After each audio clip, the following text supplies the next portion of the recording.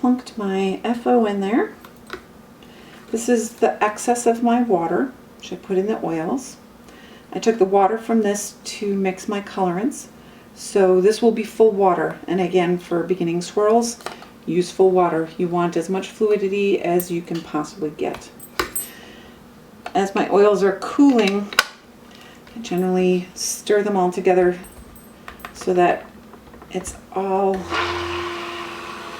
completely mixed and we don't have fragrance oils at the bottom, which can react more quickly with the lye or cause any acceleration, even though I'm using a non-accelerating FO. I personally am using Love Spell, Peak's Love Spell with Brambleberry Champagne, both of which are known to be slow. So get them all mixed together. If you have any water in with your oils, it's going to turn that kind of white color, which is perfectly fine. We'll be able to see the difference once we add the lye. I'm gonna have to set up some special camera work for that so we can try to see emulsion and then learn how to figure out trace. So I think that's the end of this part. Okay, here we go. I'm working around my camera, so you'll have to forgive me if it gets a little awkward. Gloves, goggles on. I've got my lye water here. We're going to add it in. Remember, my water and fragrance are already in the oils, so we just need to add that in. I usually put that directly in the sink, but time is not going to give me the opportunity to do it. Let's see if we can. All right, can you see that? Can you see how it comes up white for a little bit? And then you can see the darker swirls. That's the oil that hasn't been incorporated yet. Sorry if I'm loud, I'm right next to the camera. As long as you see those dark streaks, that means that you haven't hit emulsion yet. We need all that oil worked in so that it doesn't come out, or just so you can barely even tell that it's there. I can still see a little bit of that. Teeny tiny bursts. Have your stick blender on your lowest speed so you don't overblend. Seriously, teeny tiny pulses. That's all you need. Still there. Something's in my oil. Yeah. Have to hope to God that whatever it is. See, it's hard to tell. That one, you can almost not see it. Let's do one more. It's getting pretty difficult to tell if there's any of those darker streaks, which means you're pretty much at emulsion. We'll do one little teeny one, see if you can tell. I don't see any difference. It means you're at emulsion. Stop blending immediately. Take your stick blender out. I take mine apart so it doesn't fall over. So that's emulsion. You don't need to blend any more than that. As soon as you've hit emulsion, you pour. I think, let's see if we can make this work. Let's see. Sorry. This is a little tighter shot than I'm used to. Okay. I'm going to have to rearrange my camera. So pour everything out into your cups. Should be nice and thin, really thin. After you've seen something like this, it works really well to picture what you're going to do before you start soap, so that you don't get surprised by anything. You kind of have yourself mentally all prepared. So all my batter's out and into the cups. My method of choice is to use my straw. Probably going to end up going to a blender just to make sure all that white comes up from the bottom. I think you can see how thin that is. You can almost see the oil slick on the top, but I poured pretty evenly, so I'm not worried about it. These are all I'm actually going to swirl them together, so if it's slightly off, I don't worry about it too much.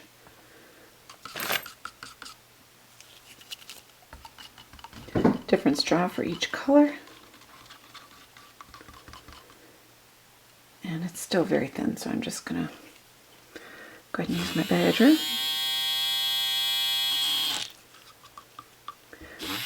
I'm going to start at the bottom because that's where all my color is. Now, let's see. I'm not sure if you can see that. When I'm blending, you can almost see some dark streaks going into the batter. That's just that little bit of oil that's left on top getting added in. Oh, my dogs, I swear to God, they're everywhere. Can you see a little bit of that? Sometimes you can see the oil, it looks a little like kind of wrinkly skin, like you might see on top of a soup when the fat cools down. Sometimes you can see that while you're in the middle of doing this. Can you see a little bit of it there? I can see it from my angle. And you can see the darker streaks of the oil that are getting funneled into where the badger is blending it. And now this is one of the keys. One of the key things to figure out your trace, I use reflections a lot. I always have my under counter lights on, and that is how I gauge if they're at the very, very, very start of trace. You want to find the sharp line. Let's see if it's actually in there. I'm afraid to move this too much. Try to find a nice sharp line from a light. I can pretty much see that. And then drizzle your soap over it. When you start getting distortions in that light, when you can see a little bit of the edge becoming less sharp, that's the very beginning of trace. And once you're there, you're good, and you can pour. You'll have thin soap. Some people prefer a little heavier trace to swirl. Something like a hanger swirl generally requires something a little bit thicker, a little more maybe soft pudding type, so that when you drop the batter in, it doesn't sink all the way to the bottom. Some people, when they're doing a drop swirl, like it nice and thin. So this is just about there. I'm going to see if I can find you an angle. One thing to remember too is the batter that you're working with, the amount of batter that you're working with. A larger, can you see that? Can you see how the edge of the light is starting to get a little distorted? That's the very beginning of trace. Let me see if I can do it again for you in a black. Let's see if I can find that. Can you see that? It does look like there's a teeny tiny bit of an oil slick on the top, but if it's sitting on top of the batter, you're good to go. At this point, I'm not going to, yep, I don't know if you can see that, but it's definitely distorting the edge. I can see the little reflection. So let me change my camera angle. We're going to do a poor man's divider pour. Just 1 second.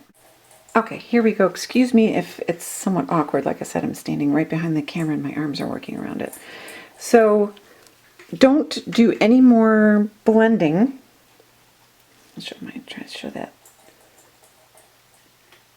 Let's see. Set it down. Can you see that distortion? It's perfect. So, poor man's divider means no dividers. If you want to get some stripes going in a mold like this, you can use the side like you do for a tilted zebra. I'm going to do black, white, gray, black. So my first half, I'm just going to dump in there. I don't care if it goes on the wall. Couldn't care less. All right. Let's try to get my angle. And then you're going to use this wall to get the batter to flow up against the black. It won't be a perfect line from up to down, but it will be good enough. So just pour on the rim. Just dumb safety glasses. I couldn't find my other ones. So you're going to just, again, use the... I should have left a little black back because sometimes that very first line can get covered up or be thinner. Again, you're just going to pour down the line. If you lose a little batter, it's not a big deal. I probably should have gone a little lighter on the gray. Try to pour as equally as you can. Yep, this is getting a little thicker. but it's still very soft and fluid, and it's perfect. All right, then I'm gonna put it back. Can't see exactly what you see. This, I'm gonna put a little more black over here because this line got a little, you can shake it back a little bit, get those lines. It's not perfect, but that is, you could definitely do a mantra with that and not have it be terribly noticeable that it's not exactly equal, and that's perfectly fine. I don't know if you can see, trying to find, it does, it almost looks like there's a little bit of oil on top, but there's not. This is absolutely perfect.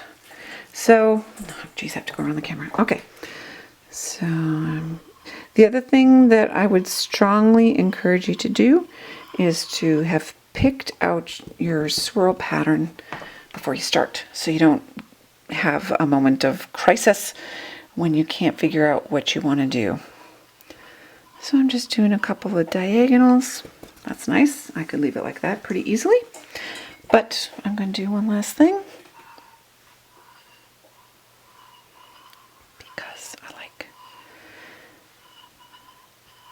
I like this pattern a lot. All right, let me pick up the camera and show you the finished product. I hope you're able to, I hope I didn't block too much of the swirling. And I know that there is that reflection off. It's very shiny. Let's see if I can move this a little bit. One moment. Okay, I refocused that, so you should be able to see. Let me find a spot where I don't mind. I usually cut off one end. I'm going to do this here. So as you can see, I can still get super nice swirling done, even though this has been in the mold for a little bit now. Can you see that? Let's try to go closer. Down camera. Nope. So you'd be able to play with this for probably, I don't know, maybe another 10 minutes, depending on your fragrance. But hopefully that was helpful for you to see when to stop blending. That seems to be a very common problem.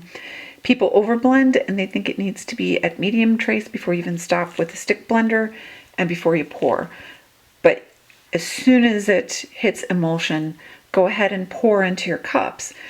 You can always blend as much as you want in the cups, but if you've gone too far while you're still in your container, there's no undoing trace unless you have a fragrance oil that's going to undo trace. They don't come around that often, so don't count on that. But blending in the cups, you can take half an hour if you want to, but you'll still be able to get the trace you want, pour it as you want, give yourself plenty of time. As soon as you see that little bit of trace, go ahead and start pouring, and you can pour and get your stripes. Then if you want something that's thicker, leave it sit and it will thicken up, and then you can go ahead and swirl. I hope that was helpful in terms of being able to see the very first start of trace and how little you have to blend before you get emulsion. I also should say that that was just my standard recipe. It's a tallow, olive oil, coconut oil, and castor oil recipe.